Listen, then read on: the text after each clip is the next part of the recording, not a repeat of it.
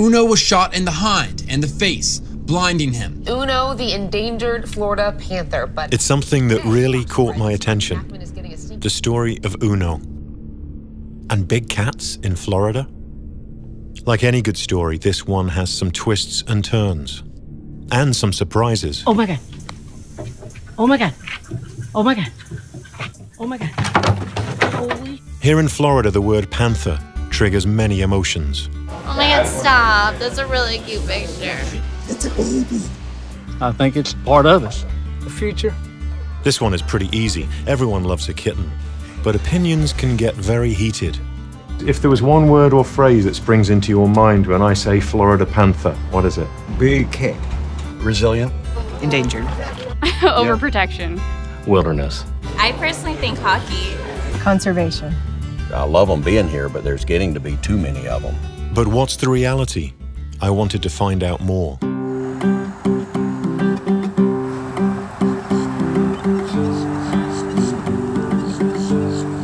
I'm Chris Morgan.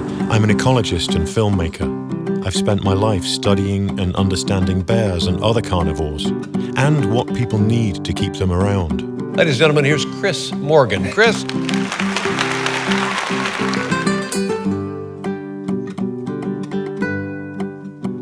It feels so unusual to be here. It's not like any cat habitat I've been in North America before, so it's just got this really magical, tropical element to it. And every step I take, I'm picturing a panther deep in the brush. This is one of the most amazing, magical places that I've ever been. I've just walked into this cypress dome in the Florida swamps, and it's right in the middle of panther country. The panther could have been lost, and they were on their way out. And what makes them unique is that they held on. This is one resourceful cat.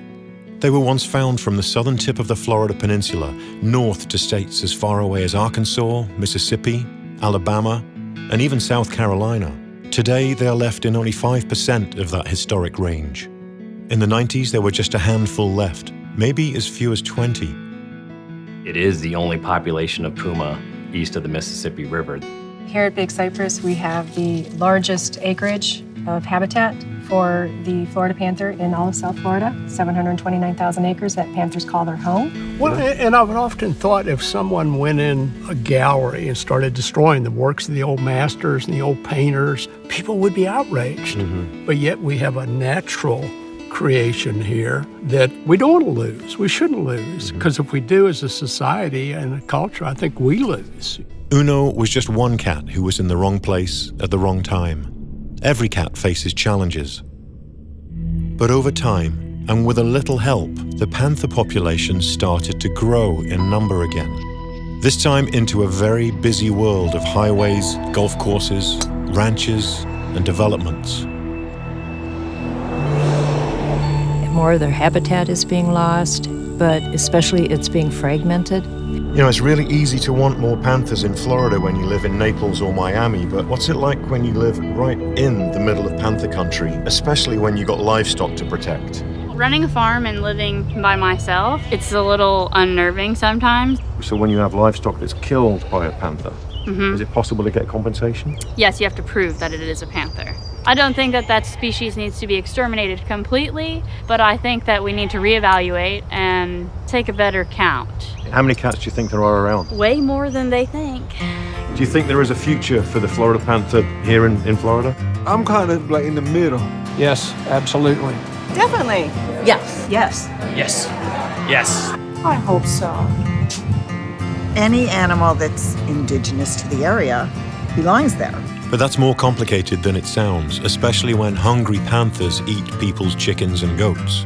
It's very easy to preach to the choir to save the panther, but what is more important is to walk a mile in somebody else's boots and to understand their perceptions, their fears, and their values relative to the panther. I'm going to go and visit a rancher now who's part of a family that's been here for 3 generations of ranching in Florida. And maybe I'll even get to jump on a horse.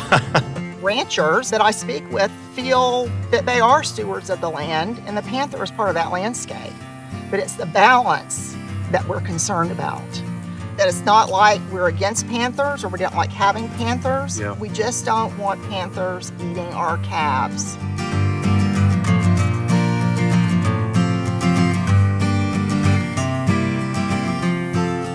Panther recovery will not be successful unless the agencies responsible for that recovery have the trust of those private landowners and stakeholders that are most impacted by the panther.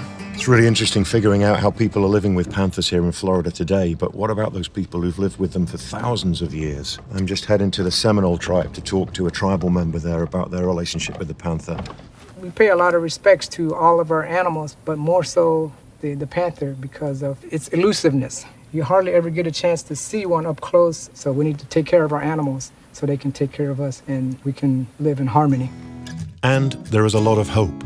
For the first time since the early 1970s, a female panther and kittens have been spotted north of the Caloosahatchee River, meaning their range is expanding. As far as panther conservation, this is a success story in the making. We just need to continue to push forward. But unlike the publicly owned parks in the south, much of the land up north is owned by ranchers. Ranchers can be the real champions of this story. So much of the panther's future is in their hands. It's all about balance. How do we balance the animal, the people, with the rancher, so everybody lives happily? These cats are so elusive. This might be my only chance to see a panther in the flesh at Naples Zoo. And it's also a place that takes panther conservation really seriously. And it's not just about the panthers for these people, it's about people as well. And moments like this, when I finally come face to face with Uno, blinded by a shotgun blast to the face. It's just really moving, actually, thinking about how he has become this ambassador for this entire species in Florida, and that people flock to this place to see him. They say that he's almost like an animal that knows it's been rescued, and he's grateful for it. How incredible is that? And who is this on your shirt? What do you think of Uno? I like it. I'm on the beach in Naples, and it's just beautiful. And it's hard to believe that half an hour drive that way, I'm in Florida Panther habitat. And no matter where I've been in Florida, a place that I've fallen for, I knew I was going to be interested and intrigued by the panthers themselves, but Florida and the people here have been wonderful and warm and welcoming. And everybody seems to have a different opinion about panthers.